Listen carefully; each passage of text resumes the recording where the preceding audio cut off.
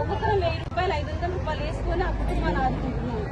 6000 రూపాయలనే కనీసం మన ప్రభుత్వం ఇన్ని సర్వేలు చేస్తున్నాం మేము, కానీ ఒక్క సర్వే కాదు అసలు మెప్మా రీసెర్చ్ పర్సన్ అని ప్రభుత్వం గుర్తించట్లేకపోతుంది. గత ప్రభుత్వం గుర్తించింది మమ్మల్ని మెప్మా ఆర్కిలని. ఈ ప్రభుత్వం మేము ఇది చేస్తాము అది చేస్తాము అన్నారు, కానీ వర్క్ మాత్రం చాలా పడని పడుతుందమ్మా. మాకైతే 7 గంటల నుంచి నైట్ 10 దాకా చేస్తున్నాం.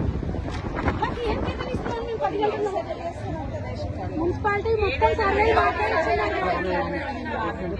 నుంచి 10 గంటల దాకా రాత్రి చేస్తున్నారు. కొద్దిగా 7 గంటల నుంచి 7 గంటల నుంచి వెళ్తే వార్డ్ ఆఫీసర్లు వాళ్ళ మొదలుపెట్టి మమ్మల్ని మీకైతేనే బాగా తెలుస్తాయి వాటిలో ఏ డోర్కి ఎవరు ఉండరు, ఏ డోర్ లో ఎవరు చేస్తారు అనేది మమ్మల్ని పట్టుకుంటున్నారు.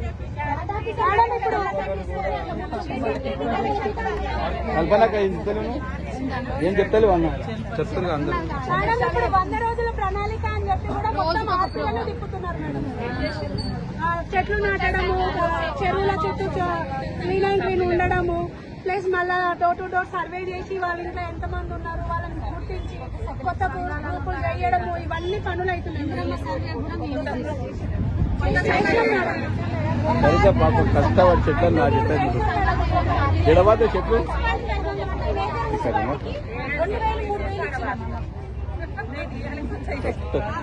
ఎంతో కష్టం అది ఇద్దరు.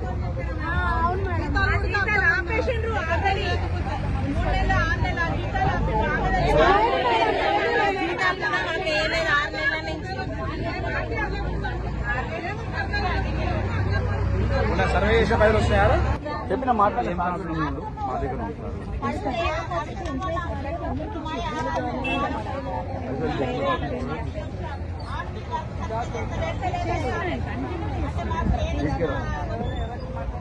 లాస్ట్ గవర్నమెంట్ లో కూడా మీరు అన్నారు ఇట్లా ఉందమ్మా మాకు కష్టం అంటే అప్పుడు కేటీఆర్ గారు చూసేవాళ్ళు.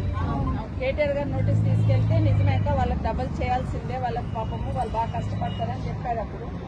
సరే ఎట్లా అనుకున్నామంటే మళ్ళీ నెక్స్ట్ గవర్నమెంట్ వస్తుంది మీకు ప్రత్యేకంగా స్పెషల్గా తీసుకున్నామని ఆలోచనతో ఒకటి ఇన్సూరెన్స్ అని డిస్కస్ చేసిండు ఆ రోజు. ఈ శాలరీ ఎన్హాన్స్ చేయాలని ఆ రోజు మాట్లాడుతున్నాం గవర్నమెంట్. సరే ఇప్పుడు ఏదైనా కూడా ఈ గవర్నమెంట్ దృష్టికి తీసుకోవడం ఎమ్మెల్యే నా బాధ్యత కూడా ఉంటుంది. భవిష్యత్తులో వచ్చే గవర్నమెంట్ చేసేది ఖచ్చితంగా చేయించే బాధ్యత కూడా అంగన్వాడీని అసెంబ్లీలో అడుగుతున్నారు. ఆశ అన్నది అనేది తొందర మొదటిగా వచ్చేస్తుంది. ఎట్మా అనేది రాదు, చాలా మంది మున్సిపాలిటీ సందర్భం ఉంటాయి, కొంతమందికి ఉంటాయి. మేము లేకుండా సంఘాలు ఎక్కడ ఉన్నాయి? మున్సిపాలిటీస్ అన్ని లిస్ట్ తీసుకుంటారు. వీళ్ళ ఆధ్వర్యంలో ఎన్ని సంఘాలు నడుస్తున్నాయి అనేది కనీసం వాళ్ళకి ఒక క్లారిటీ, జనాలకు కూడా క్లారిటీ. లోన్ కూడా పెట్టుకోవద్దు, 6000 మంది కూడా లోన్ మేము వేరే వాళ్ళకి చేయాలి కానీ మాకు ఏది అర్హత లేదు మేడం. ఏ లోన్లు లేవు, ఏ లోన్లు కూడా లేవు.